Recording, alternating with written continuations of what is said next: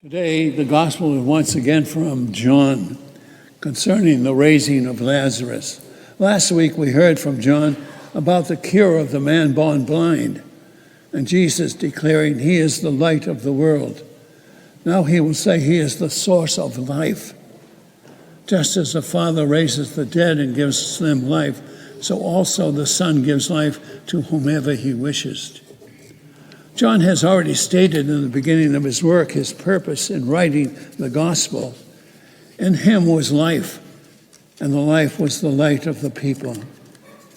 And he states his purpose in another way at the end of the gospel, so that you may come to believe that Jesus is the Messiah, the Son of God, and through believing you may have life in his name. Jesus is about 20 miles away from Bethany, where Mary and Martha lived, when he gets word that Lazarus is ill. Jesus said, "This illness does not lead to death, rather it is for God's glory, so that the Son of Man may be glorified through it." Death will not be the final outcome of this illness. The final outcome will be the glory of God and the Son of God.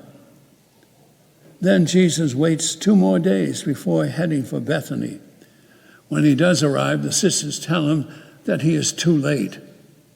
"Lord, if you had been here, my brother would never have died." The sisters do not know what is going to happen, but place their faith and trust in Jesus that all will be well. "But even now I know that God will give you whatever you ask of him." The glory of God is what matters to Jesus. He waits for an opportune time to manifest God's glory in the most clear and powerful manner, and thus bringing to completion the work he has done on earth. Just as Jesus brought the Samaritan woman at the well and the man born blind, presented to us in the last 2 weeks, to the point in their journey of faith where they came to confess Jesus as the Christ, so Jesus was to bring the sisters to a deeper level of faith. "I am the resurrection and the life. Those who believe in me, even though they die, will live. And everyone who lives and believes in me will never die. Do you believe this?" We are asked to answer that same question for ourselves.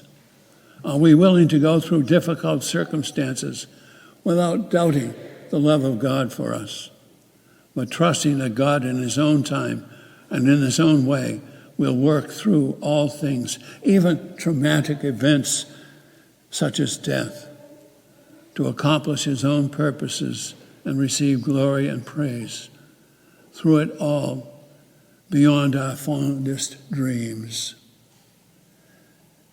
We're nearing now the end of Lent. Next week is Palm Sunday. Perhaps you didn't do anything for Lent. Perhaps you did. Maybe you came to a deeper level of faith.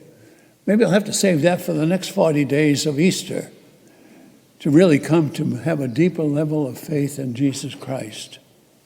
Have you been reading the Black Book? I know there are a lot of black books around at the doors.